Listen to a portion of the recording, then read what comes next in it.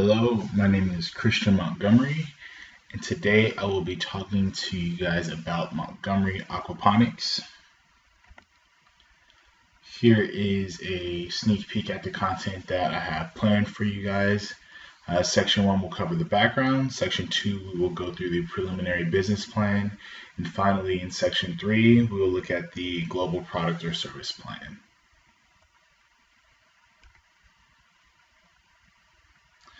So just to kind of introduce Montgomery aquaponics. Aquaponics can be described as a hybrid version of aquaculture, which is also known as fish farming, and hydroponics, which is essentially growing plants without soil. Aquaponics utilizes a system that recirculates water through both the fish and the plant's habitats. The waste from the fish provides nutrients to the plants as a traditional fertilizer does. As the water flows through the plant grow beds, the water is filtered and naturally returns to the fish tanks where the process begins again.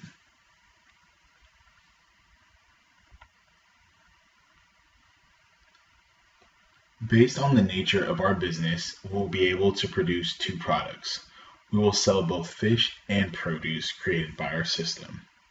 A major benefit to the aquaponics system is that both products will be produced simultaneously. Montgomery Aquaponics will produce quality and natural products. Organic products are very popular now as it indicates food has not been altered unnaturally during its development.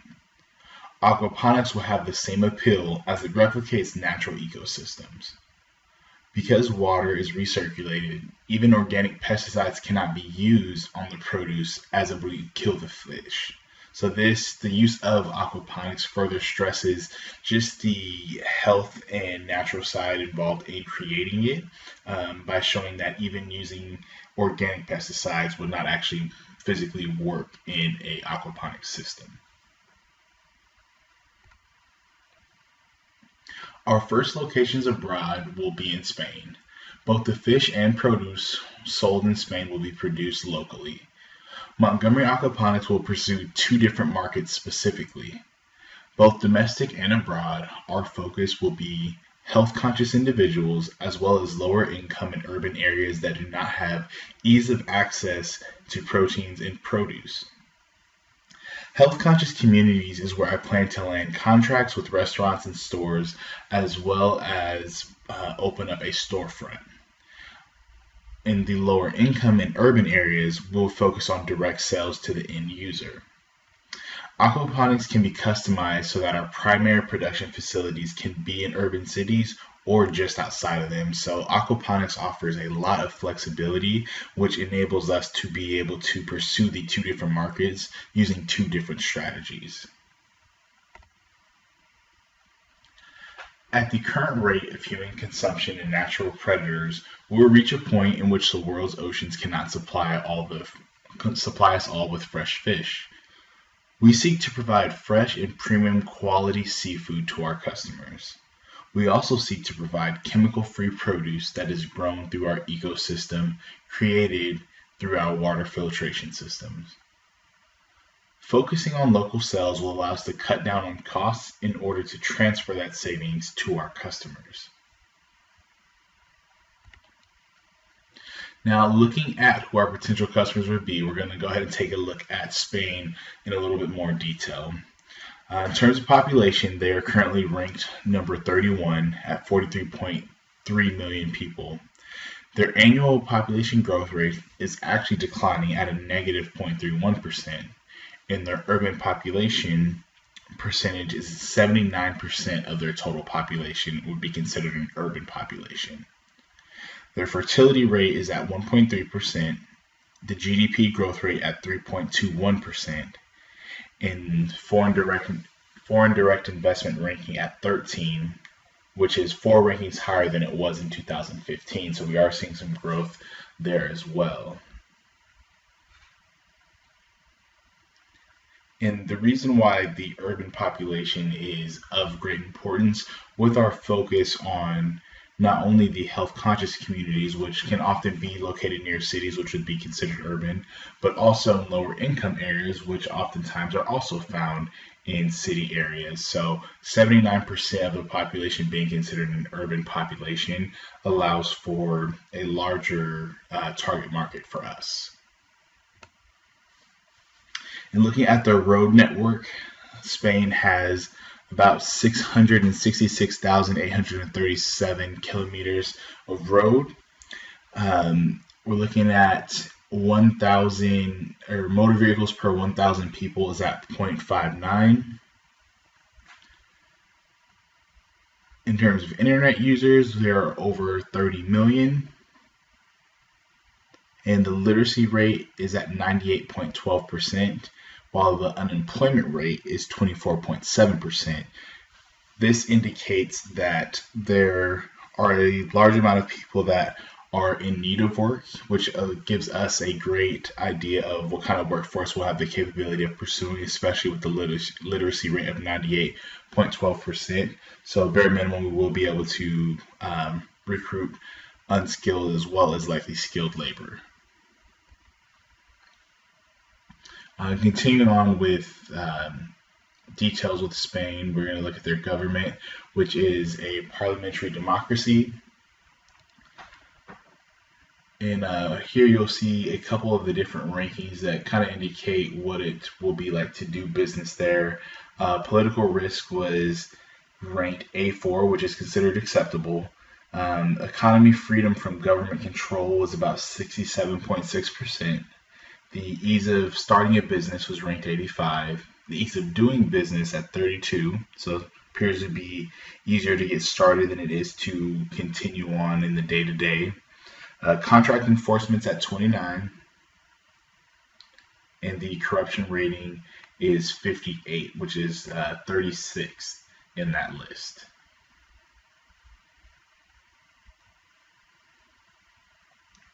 And here, I know obviously listing off some of these rankings in terms of culture may be a little bit difficult to understand unless we do have something to compare it to.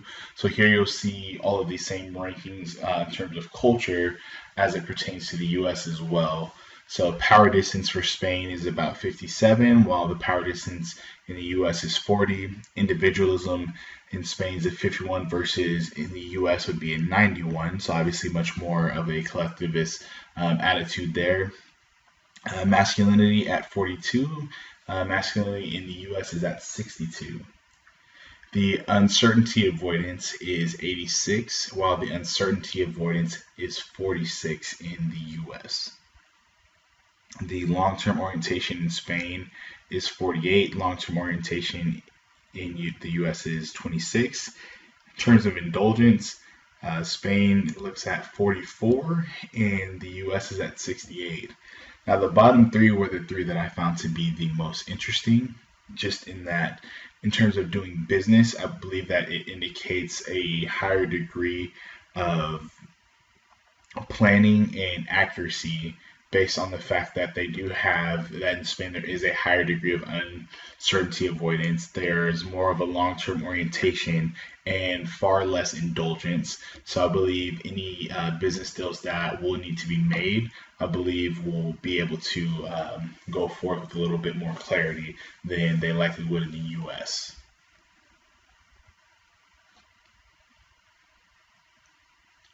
In terms of summary of Spain's attractions. Spain's geographic location has naturally made fish a main staple in the Spanish diet. Spain was actually ranked 9 out of the top 10 countries in the world for greatest fish consumption per capita in 2015.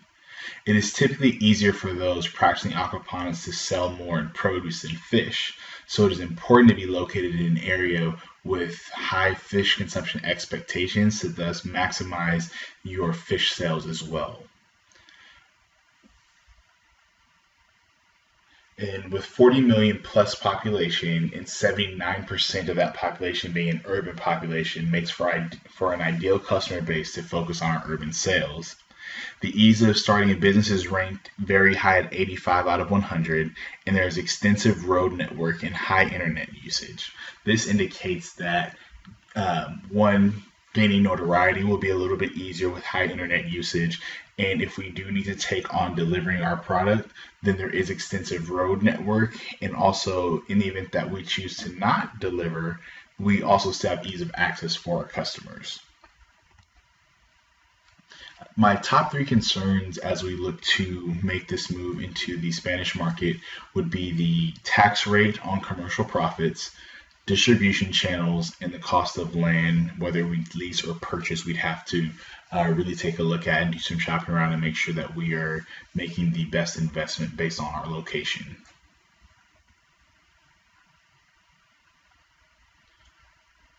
Now we'll take a look at the social considerations in terms of population.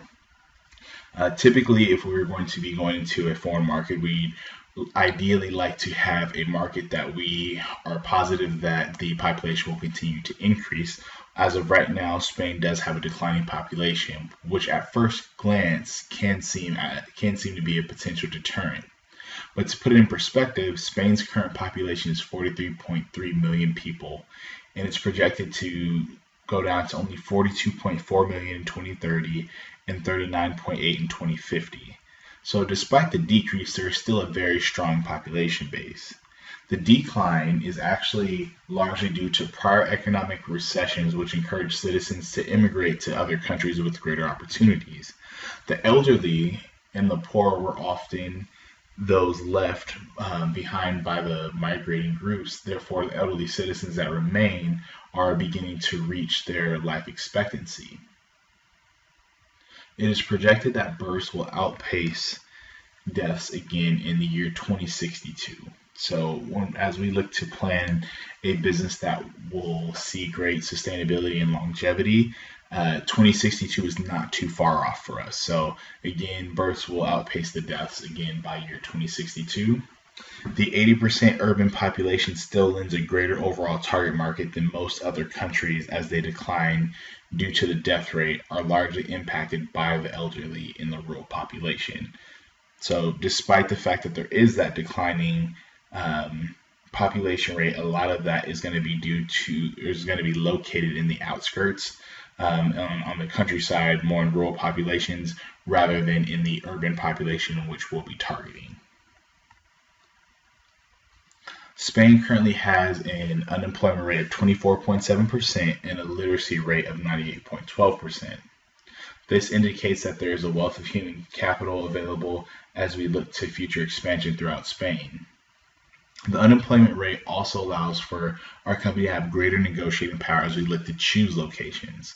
The unemployment rate gives a higher probability that our business will be welcomed among the locals, as it will be providing fresh food that is healthy, but it will also be providing jobs in which families will be able to further their livelihood.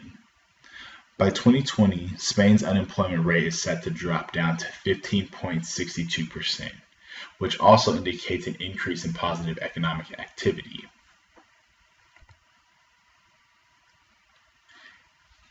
In terms of political considerations, in general, Spain is set to operate under a parliamentary monarchy. Essentially, this means that there is a king in place, but the prime minister is considered the head of state. Spain's government is considered relatively stable, indicated in its score of an acceptable risk for foreign investment. However, there are some political concerns that arose after Spain's 10-month period without a set government. Elections are not the same as within the US, which can cause some hesitation from American investors. Ironically, during this period without a government, the economy flourished. This aspect confirms that their country is relatively free from government influence, as operating without a government, they still continue to see positive economic activity. Now, looking into the strategies that would best fit Montgomery Aquaponics. Montgomery Aquaponics will enter the Spanish market utilizing a transnational strategy.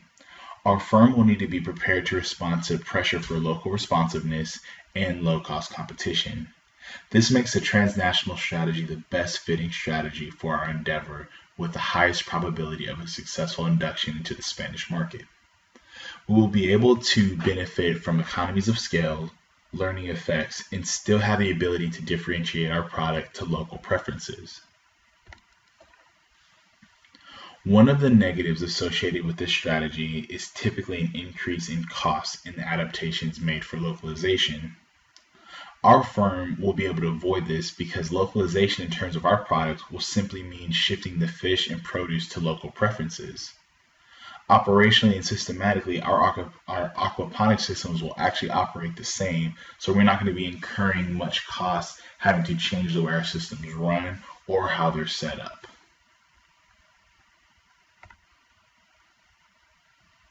Montgomery Aquaponics will operate utilizing two formats for the sale of our fish and produce. In urban health conscious communities, we plan to focus on obtaining contracts with restaurants and stores. We would look to open our own storefront in the future in these areas, but the timing will be based on our sales and reputation. In these communities, we will buy or lease industrial property to keep our operations indoors. The point of sale will be at the restaurants or stores that we contract with. In lower income and urban areas, we will focus on direct sales to end users. This will be done through very simple storefronts. We will look to provide low-cost, healthy options, and thus will have more of a warehouse feel to these locations.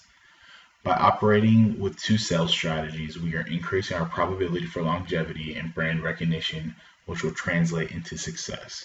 Our aquaponic systems can be customized to the formats we require with little cost because the core of the systems will be the same. We will be able to use almost all of the same equipment in all locations, which is going to be a great benefit in the event that we need to conduct maintenance, replace parts, or order certain parts in mass quantities just to be prepared. So it gives us an upper hand in terms of reducing costs in that matter.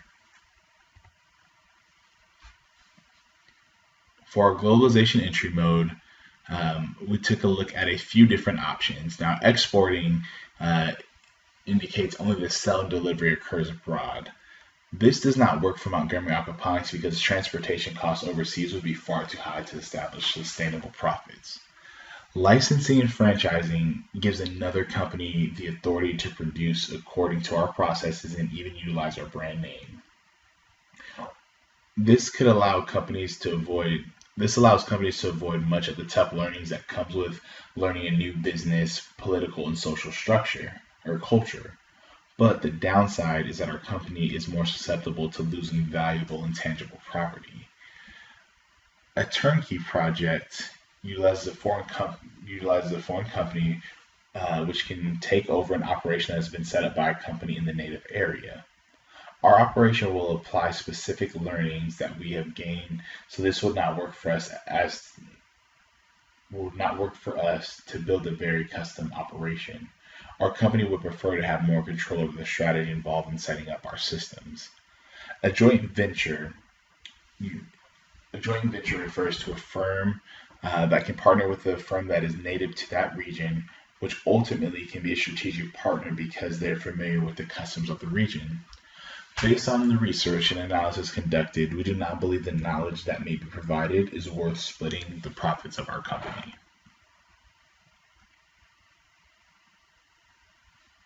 Our company will enter Spain through a wholly owned subsidiary, specifically a greenfield venture. We feel that this will benefit our company because we will have control over the complete operation and strategy from beginning to end. We will be able to gain and keep control over all intangible valuables. We acknowledge that there will be some consequences to our potential learnings as we get started. However, we have decided it will benefit our company in the long run to incur the potential costs up front to keep 100% of the profits and to be able to utilize those learnings as we continue to expand in future locations. The labor market in Spain, as of right now, again, unemployment rate of 24.7%, literacy rate of 98.12%. 35.1% of Spain's population from ages 25 to 64 years of age achieved a tertiary education level, and 22.4% achieved upper secondary education. This indicates that not only is the unemployment rate high, but again, we should have no issues with being able to hire skilled and unskilled workers. We will have several roles that we will be looking to fill. Um, just as a few examples of some things that we will need. So we'll need marketing, finance managers, general managers, assistant managers, aquacultural, agricultural, and aquaponics specialists, HR managers, techs. We'll need those that can do harvesting, maintenance tasks, planting, stocking of materials, and the list goes on. So we will have greater bargaining power in terms of employment because of the need for jobs coupled with the education achievements. We expect to have no issues, again, hiring both skilled and unskilled workers with the ability to set the bar high when hiring, which is a crucial portion of the talent management system. When looking at our human resources department a little further, um, we want to go ahead and just set the goal for the culture of our HR department, which will then obviously impact the culture of Montgomery Aquaponics even abroad. Labor unions are utilized in Spain, but our company will choose to utilize our human resource department in a similar manner as some of the US based companies. The goal is for our employees to have a resource that plays a role in ethics and ensuring our practices are legal and above board. Our company will have an open door policy in order to build a culture that solves all issues in house. Part of this strategy is because our company will not be as familiar with how labor relations are conducted in Spain. Utilizing our HR department in this manner should help with risk mitigation at least while we learn the culture. We will utilize a geocentric staffing model to pull the best talent for open positions, whether in Spain or in the US.